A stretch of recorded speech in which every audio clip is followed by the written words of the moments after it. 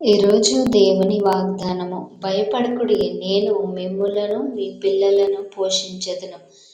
ఈ వాక్యం యొక్క సందర్భం ఏంటంటే, యాకోబు ఐగుప్తులో చనిపోయిన తర్వాత అతని కుమారులు తన తమ్ముడైన యోసేపునకు భయపడి, మేము మీకు దాసులం అవుతాము, తండ్రి చనిపోయేటప్పుడు ఆజ్ఞాపించాడు, మరి నీ సహోదరులు చేసిన పాపమును క్షమించమని చెప్పి, మరి తండ్రి ఆజ్ఞాపించాడు కదా, మేము నీకు దాసులం అవుతామని మరి యోసేపుకు వర్తమానం పంపించినప్పుడు, యోసేపు మరి వారి అన్నలు చేసిన పాపమును గుర్తు చేసుకోకుండా మరి ఈ విధంగా మాట్లాడాడు.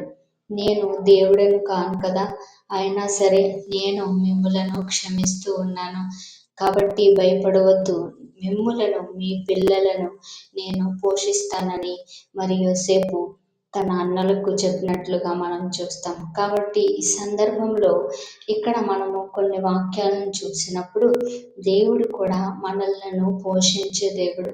కొన్ని సందర్భంలో మనము దేవునికి వ్యతిరేకంగా పాపం చేసినను దేవుడు మనల్ని క్షమించి మనలను పోషించే దేవుడని వాక్యము తెలియజేస్తుంది. కాబట్టి కొన్ని సందర్భంలో నీవు పాపం చేసినప్పుడు నా బిడ్డల భవిష్యత్తు ఏమైపోతుందో, నా కుటుంబం ఏమైపోతుందో అని నీవు భయపడుతున్నావా? అయితే ప్రభు చెప్తూ ఉన్నాడు, నేను మిమ్ములను మీ పిల్లలను పోషించదను. మరి తండ్రిగా ఉండి చూడండి, దేవుడు మనకు తండ్రి అయి ఉన్నాడు కాబట్టి మనల్ని పోషించేవాడు ఆయనే. ఆకాశ పక్షులను చూడండి, అవి విత్తవు కోయవు, ఆయనను పరలోకపు తండ్రి వాటిని పోషించుచున్నాడు. కాబట్టి మీరు సమస్తమైన పిచ్చుకల కంటే శ్రేష్ఠులు, కాబట్టి నేను మిమ్మల్ని పోషించదను, భయపడొద్దని దేవుని వాక్యము తెలియజేస్తుంది. దేవుడు మనలను పోషించే దేవుడు, మన బిడ్డలను పోషించే దేవుడు. కొన్ని సందర్భాల్లో పిల్లలకు ఆహారం పెట్టలేని స్థితిలో మనం ఉండవచ్చు. అయితే దేవుడు తెలియజేస్తూ ఉన్నాడు, భయపడకండి, నేను మిమ్ములను పోషిస్తాను, మీ పాపములను క్షమించి మీ కుటుంబాన్ని నేను పోషిస్తానని దేవుని వాక్యం తెలియజేస్తుంది.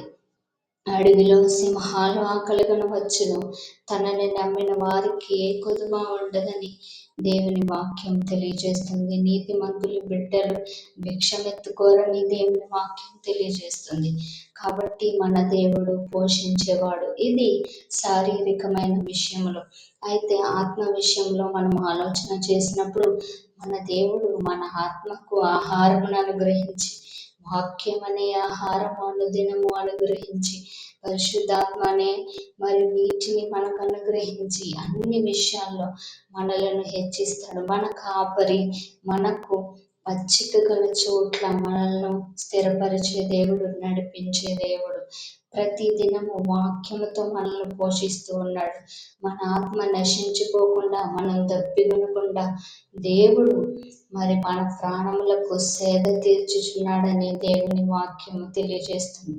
కాబట్టి ఆత్మీయంగా, శారీరకంగా మన ప్రభువు మనలను పోషించే దేవుడు. కాబట్టి దిగులు చెందవద్దు, భయపడవద్దు.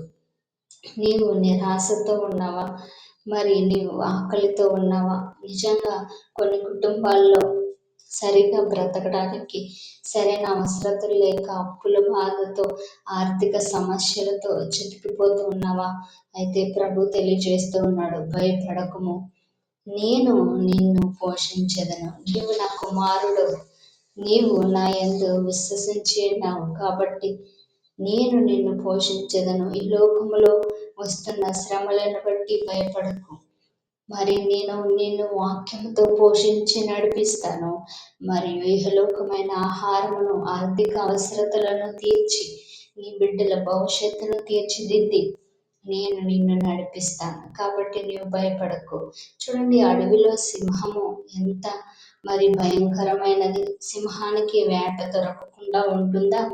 అయితే సింహానికి ఆకలి కొనవలసిన సమయం వస్తుంది, కానీ తన్ను నమ్మిన వారికి ఆకలి కొనే పరిస్థితి రాదని దేవుడు తెలియజేస్తూ ఉన్నాడు. కాబట్టి అడుగుడి మీకు ఇయ్యబడును, వెతకుడి మీకు దొరుకును, తట్టుడి మీకు తీయబడును, అడుగు ప్రతి వారు పొందుకుంటారు. కాబట్టి నీవు దేవుని సన్నిధిలో ఏది అడిగినా దేవుడు అనుగ్రహిస్తాడు. నీ ఆకలి నిజంగా యథార్థముగా ఉంటే, నీ అవసరతలు నిజంగా యథార్థంగా దేవుని సన్నిధిలో న్యాయముగా ఉంటే, ప్రతి అవసరత దేవుడు తన మహిమైశ్వర్యములో నీ కుటుంబంలో అద్భుతములు చేస్తాడు. కాబట్టి భయపడకు.